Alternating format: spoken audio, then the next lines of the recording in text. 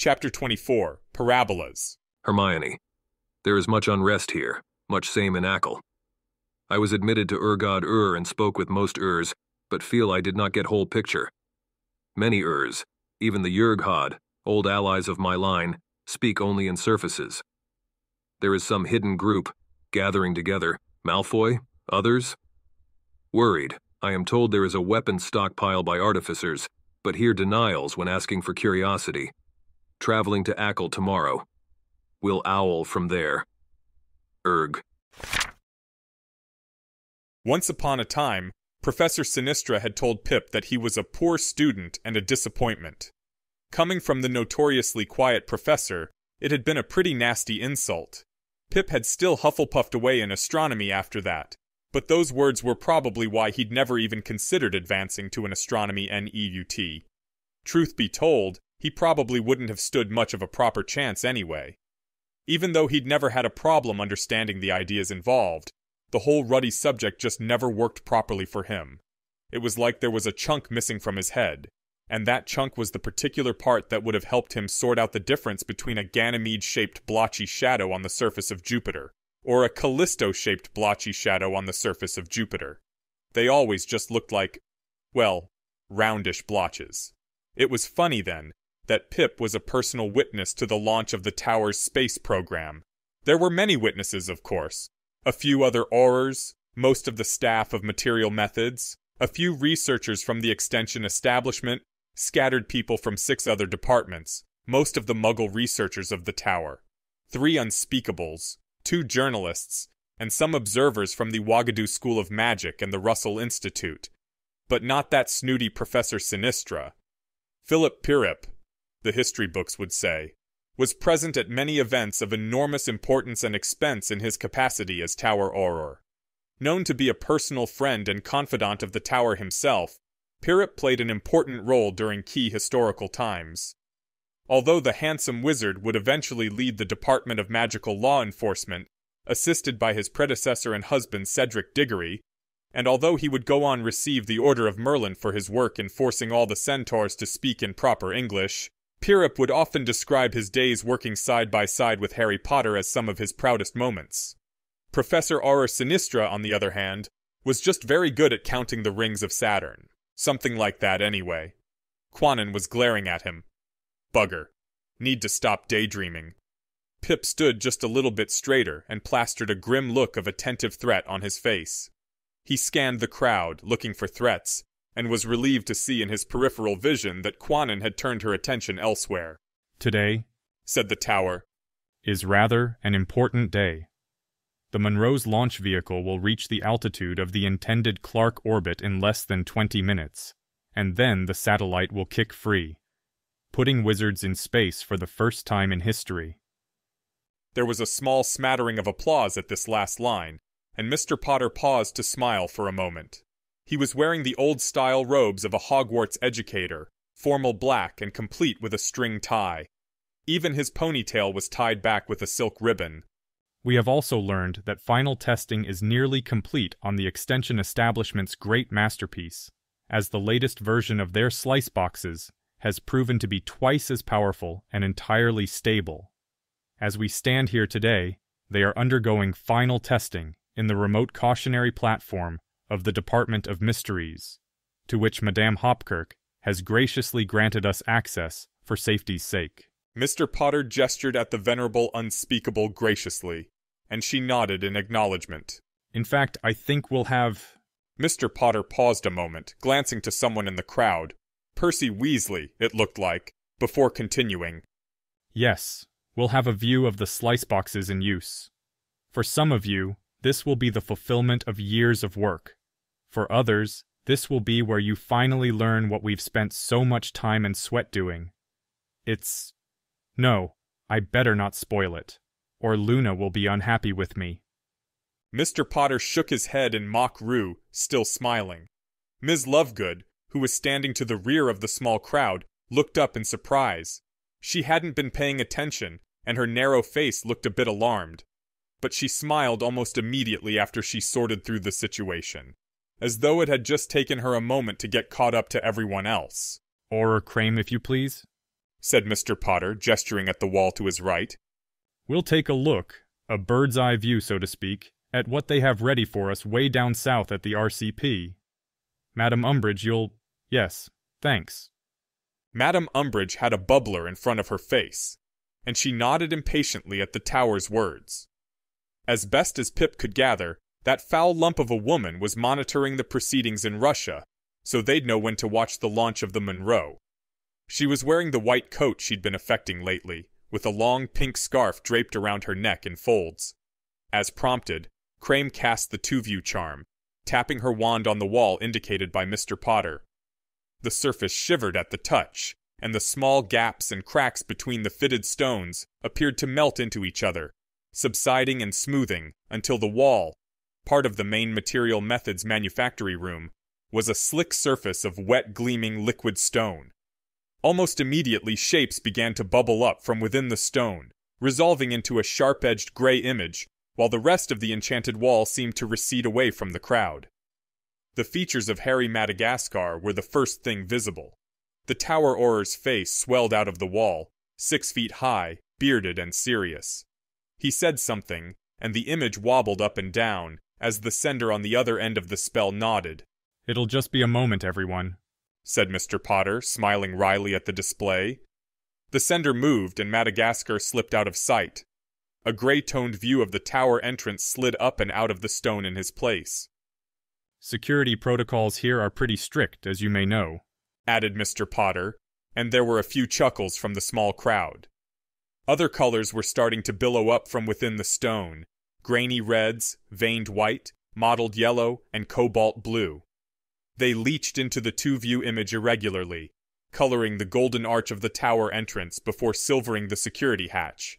The peach-colored tubes of a pair of extendable ears were just barely visible running along the floor, although the image wasn't quite clear enough to make out that detail unless you already knew what they were, as Pip did. After a moment, the view shifted forward as the sender stepped up to the entrance. There was another wall of stone erected just within the receiving room, and it swelled to fill the view until all edges and lumps were out of sight. The material methods wall looked almost like it had before the spell, as it accurately reproduced the features of another wall at the other end of the tower. One two-view, then, was showing the audience an image of that wall, on which a second two-view would produce an image. A physical and slightly awkward way of bridging the powerful enchantments that locked the tower facility away from scrying and spying. Luna, you want to take us through this? Asked Mr. Potter. When the blonde witch nodded and began to walk around the perimeter of the room towards him, the tower smiled. I'll give everyone a break from listening to me. Ms. Lovegood here will tell you about the Slicebox worlds, and explain how they work. The scientific prodigy, Luna Lovegood, who was a year younger than Mr. Potter, but had risen through sheer creative brilliance to become the leader of tower projects in multiple departments, always had a sort of vague air about her.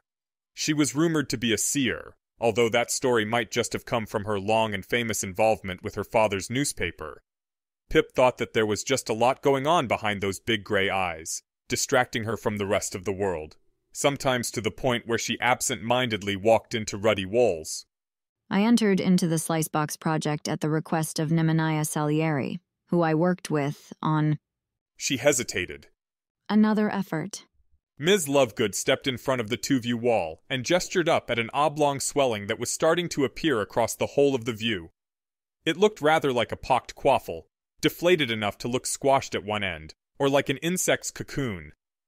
This is a model of what we have created by nesting our most powerful slice boxes together. It takes advantage of the elastic law of elasticity. An extended space within another extended space loses some small and variable amount of its own capacity to extend space. Ms. Lovegood sounded dreamy as she spoke, as if she were describing something other than the most boring bloody thing that Professor Flitwick ever put on an exam downstairs. The view behind the witch moved away, as the sender, some poor bloke had been condemned to that icy waste of a research station for this test, stepped away from the model. The material methods wall sank rapidly away from the audience until it reached the two-view spell's maximum few meters in apparent depth. But nothing came into sight. The sender wasn't looking at anything with enough detail to register on the spell. For a moment, nothing was visible on the smooth gray stone. Then the sender turned again, and a broad dais snapped up into view. Resting in the middle was a brown satchel, or maybe burgundy. The stained stone color was unclear, rather like one of the fancier dragonhide overnight bags. And here we have it. A great deal of work, and one of the tower's first and most important projects. Just a prototype, of course. Ms. Lovegood smiled airily and turned away from the image to look out on the crowd. No one was reacting except for a smiling Mr. Potter and a few of the obviously gleeful extension establishment researchers, who actually appeared to already be rather tipsy. A few of the other researchers were whispering among themselves, and the journalists, unspeakables, and visitors looked baffled. Oh, bother. Just a moment. He'll be going inside in a moment. Surely it's not... Madame Lovegood, am I missing something here? Said the professor from the Russell Institute, a serious-looking fellow with a floppy brown hat. According to Pip's briefing, he was an expert in their broomstick program, and one of the researchers for Parabolas brooms. Ms. Lovegood didn't answer, turning back to look at the wall behind her. The image jostled, stone shifting and sliding fluidly, as the sender approached the bag and opened it. He turned it on its side, and then the image dropped sickeningly as the sender lowered himself. The mouth of the bag lurched out of the wall, yawning wide enough to engulf a Welsh green, and then the image fell entirely flat and gray once more. Just wait, said Ms. Lovegood quietly. And see what we did. Inside the satchel was a whole bloody world. The material methods wall looked like a volcano had bloomed from the wall as a hollow cone reached several meters forward. Within the cone, the sides fell away and out, stretching and diminishing until they were lost to the two views' poor sight. The scale was hard to make out, but the satchel's extended space had to be immense. Pip tore himself away from his surprise long enough to scan the crowd closely for threats, but soon found his eyes dragged back to the wall. There were all manner of extended spaces, handbags that had the capacity of a closet, and even tents the size of a small house. But this was bigger. 1,655 slice boxes, half nesting within each other, like overlapping barnacles, each one with a kilometer-wide curved mouth, said Ms. Lovegood. In some sense, that satchel contains some of a wooden box, which contains some of another wooden box, which contains some of another box, and so on. 1,655 times.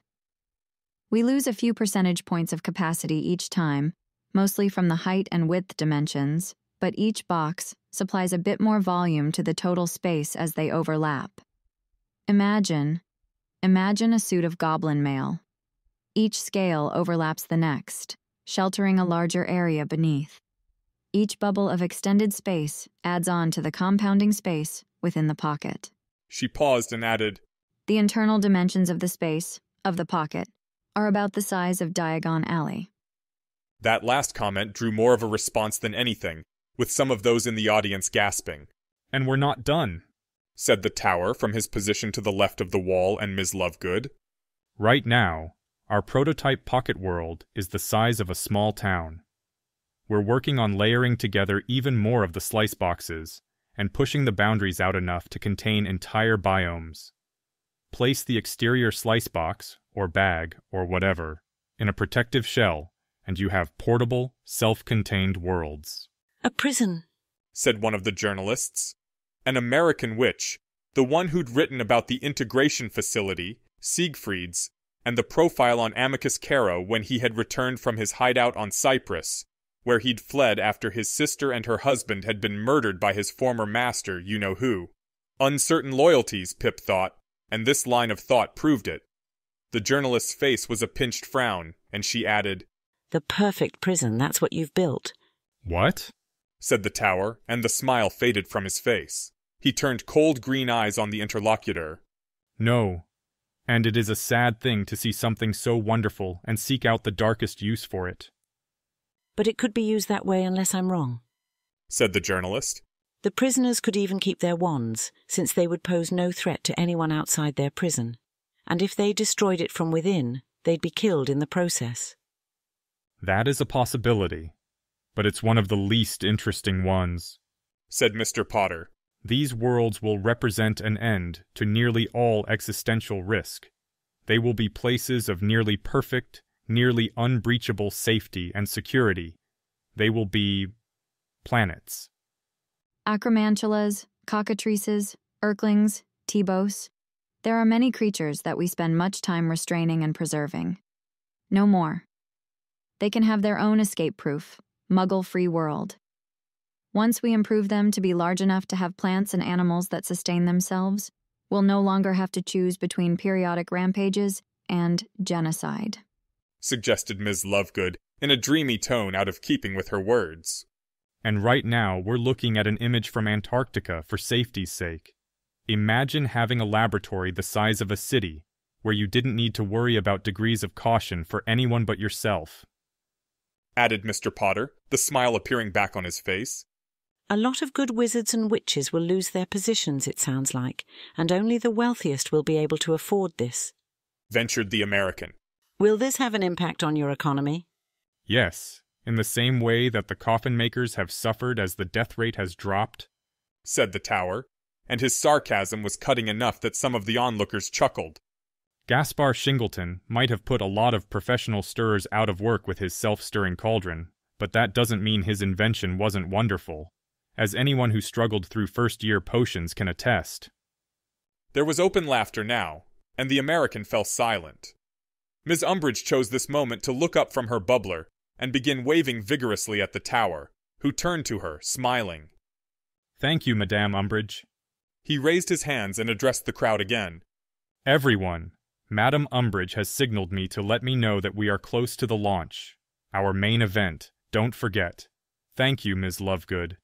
The blonde witch nodded vaguely and stepped quietly away, to return to her original spot. The Tower turned his attention to the two-view wall and crossed his arms expectantly. The RCP image, that enormous cone, slumped out of existence, and the surface of the wall was smoothly quiescent again. All right, there we go. The launch will be soon, said Mr. Potter. We have a witch on site in Kazakhstan, and so we'll have an image up in a moment. Someone in the audience raised their hand. That Vision Verge lady, Jeanette Lorge, Pip thought. Mr. Potter nodded at the woman. Sir, for the launch, I thought that we were using a Russian rocket. It doesn't really matter, but that's what my team was told when we were working on this. Well, yes, agreed the Tower, glancing to his right as he spoke. The wall was beginning to melt and shift again, and most of it was receding back away from the crowd. The Muggles in Russia run their program out of a facility in Kazakhstan, though odd byproduct of a long-running political conflict in the Muggle world. One of the other journalists in the crowd spoke up. Excuse me, sir, isn't that right between the Caucasus and the 10,000? Depending on whether or not the 10,000 join the independents, will the ministry, the Tower that is, will you continue to try to use that site in the future? I do not anticipate the need for very many other launches, so this shouldn't be an ongoing concern. Or wait. Mr. Potter frowned for a moment as he paused to think. To his right, the view was coloring again with chromatic streaks, and an object like a sausage swelled out of the wall, flanked by thin lattices. The lattices seemed to be bracing up the sausage. The rocket, it must be, Pip realized. Their delicate strands looked like nothing so much as an unnaturally regular pair of stone spiderwebs. No, I think I can safely say that there shouldn't be any appreciable security concerns before too long, finished the Tower. He turned to look at the image himself, and a grin began to spread on his face. It looked boyish, like a child tucking into his first chocolate frog. The entire exchange with the American journalist looked like it had been wiped away, leaving only delight in its place. Madame Umbridge? The squat, unspeakable, or was she now a Tower researcher?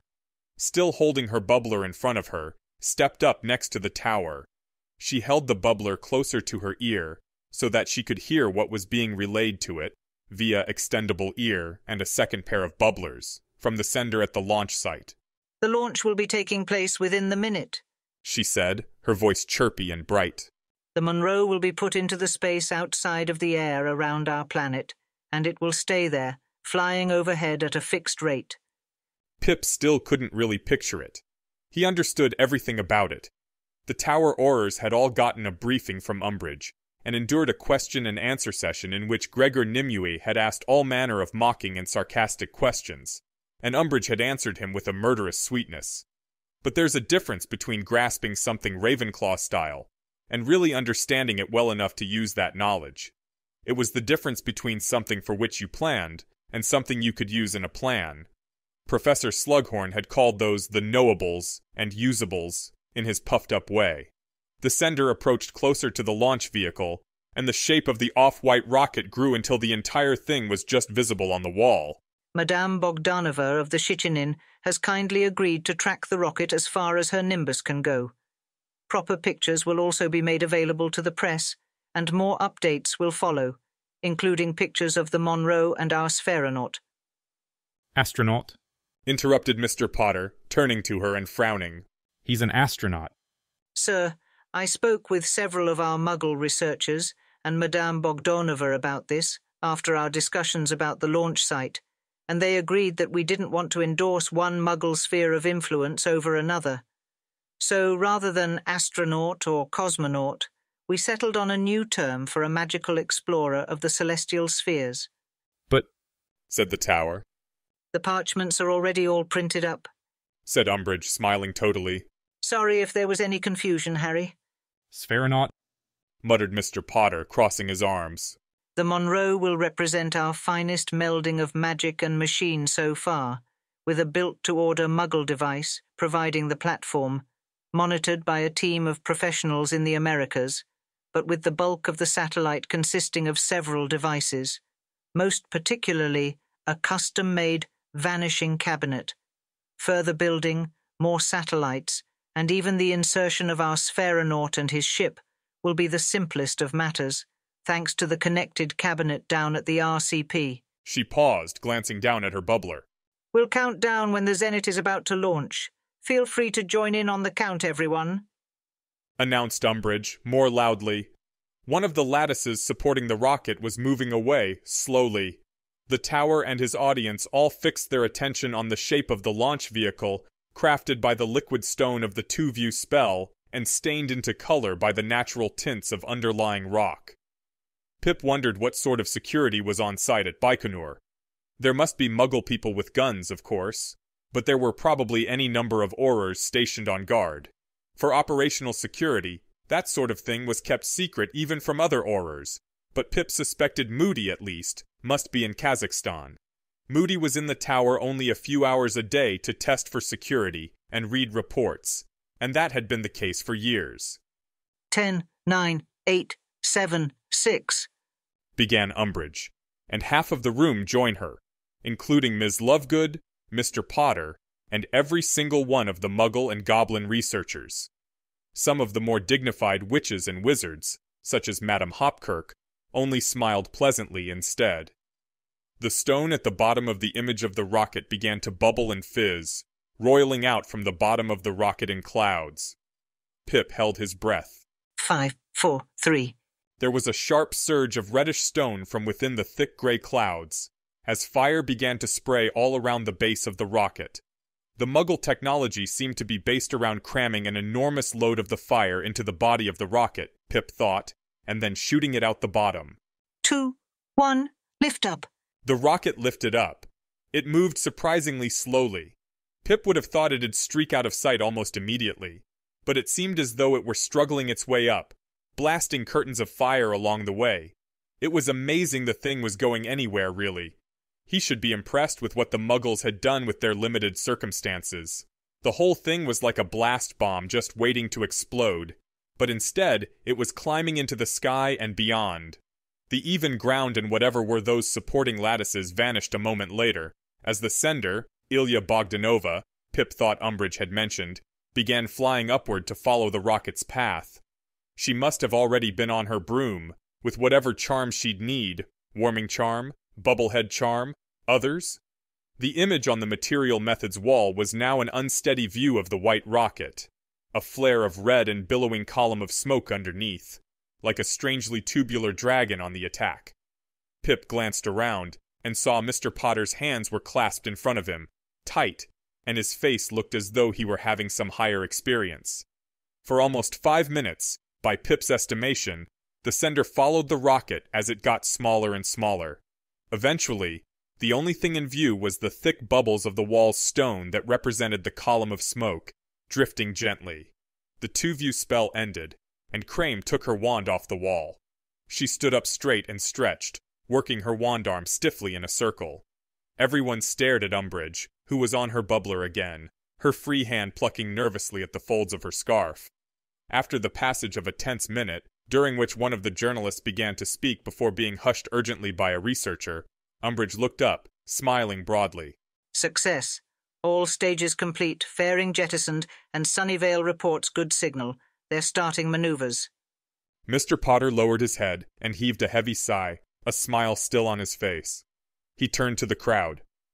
The Earth is a very small stage in a vast cosmic arena, he said, intoning the words solemnly, as though quoting a sacred text. Think of the endless cruelties visited by the inhabitants of one corner of this pixel on the scarcely distinguishable inhabitants of some other corner. How frequent their misunderstandings. How eager they are to kill one another. How fervent their hatreds. Think of the rivers of blood spilled by all those generals and emperors so that, in glory and triumph, they could become the momentary masters of a fraction of a dot. He folded his arms in front of him, and Pip could see something distant in his gaze, as though he were looking out on a vista unseen by everyone else. For many generations, wizards have worried about the loss of magic, as the interdict slowly erodes the most powerful lore wizardkind has mastered. Every passing century has seen the loss of some artifact. The cup of midnight, which could bind the world, was broken by the last partaker. Satamy's dogs, which gave life, were destroyed to break Grindelwald's power. The resurrection stone, which could penetrate any world, was hidden by Voldemort. But even more worrying is the fact that everything is at risk, for there is just our one little world. Vengeful madmen, careless geniuses, and virulent mistakes. They put not just our lives at risk, but the existence of our very species. Today marks the first step in changing that. Wizardkind, humankind itself, will no longer be bound to one earthly rock. And more than anything else I've ever done, I'm proud of my part in that. That may be hard for some people to understand, but I could die happily, if I had to. I've done something. After all, I have accomplished in life what I have intended, and under what circumstances may one better die? There was some murmuring at this, and Pip flashed Quanon a worried glance. She gave him a look in return, communicating with narrowed eyes. Keep your mind on your business. It's a new day, and great things are happening, concluded the tower. He turned to look at the blank wall, now mundane. Thank you, everyone, called out Senior Undersecretary Percy Weasley as he stepped up out of the crowd, waving cheerily. If everyone will just follow Auror Crane down the hall, we have some refreshments and fact parchments available for you on the great table in the Conjuration Conjunction. Nothing conjured, despite the name, though. Don't worry, haha. The crowd began to filter out. Most of the Aurors went with them, with the threat. Pip did as well, leaving Quanon alone with Mr. Potter. The tower still stared at the wall and seemed so very sad. It was a strange contrast with his earlier delight. The young Auror sighed and turned his attention to keeping an eye on the trickier and more unusual visitors. Couldn't have a journalist go sneaking off. Sometimes when I think about everything that's happened in my life, and everything I've done, and everything I am, and just how much of it began on a single night in 1981, I see everything in my life as a sort of arc, or maybe arcs, these long trends bending all the way through in unbroken curves. He thought back to his first meeting with Draco, and the way they'd immediately fallen into a pattern of simultaneous alliance and competition, leashed together by Harry's own cleverness. He thought back to his first interactions with Hermione, asking her to be his research assistant as though that were some kind of reward, even as she gently but consistently outshone him. And he thought about his ambition to sort the world into neat columns and sum them up into a single figure, an arrangement of digits that shunned death and pain, encompassed the stars, and reached towards knowledge with the joyous inevitability of a determined child learning to walk. And he thought about the single arc that undergirded them all, a tremendous single stroke of a line, bright black and shiny and dark, that Voldemort had rooted in his flesh. A madman in his mind, shaping his thoughts and expectations and feelings. He'd had a loving home and wonderful parents. He'd had all the values and virtues of the Enlightenment. He'd mastered his dark side, suborned it to his use and subsumed it into his mind. But nonetheless, the night of the 31st of October had been, would always be, the black line that slashed through and behind everything, the arc that defined him. Somehow he'd never altered the curve of any of these patterns. Draco, Hermione, optimization. Even as he grew and matured and learned, everything kept taking the same shape. That black line, where would it end? Where would that dark parabola finally fall to earth? He'd bullied so many people over the years, forcing confrontations with Minerva and Dumbledore and Hermione and Draco and Kingsley and Moody and so many others, forcing his way forward because he saw the need, even though he knew there would be a reckoning. Like a sword over his head, he could feel it waiting. Now he was doing great things, wonderful things, things that would leave a mark on the world. When he'd been a child, he'd worried that he might never live up to his potential. Now, by any measure, he had done things to be proud of. Even up to the standards he should reach, he could be proud. But at this peak, he had to remember. He had to remember that black arc that cut through him, that dark underpinning to his world and mind, that dark line, curving and waiting to plunge down to the earth. When would he pay the price that he'd forestalled for so long, with tricks and gambits and sheer ingenuity? Would his work be complete? Would it hurt? Avis Jasmin Varna ast dadarka akwam stam, vagam garum vagantam, tambharam magam tam manum akubharantam. Avis akwab jams avavakat, kard agnute me vidanti manum akwam sagantam.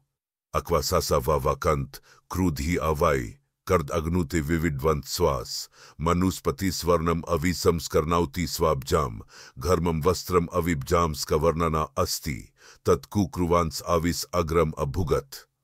A sheep that had no wool saw horses, one of them pulling a heavy wagon, one carrying a big load, and one carrying a man quickly.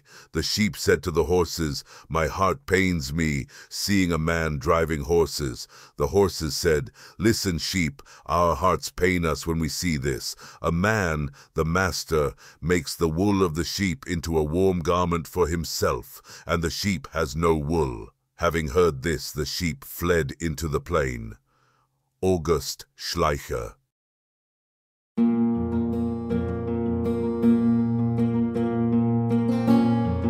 This has been an AI reading of the Harry Potter and the Methods of Rationality fanfic, Significant Digits, written by Alexander Debus.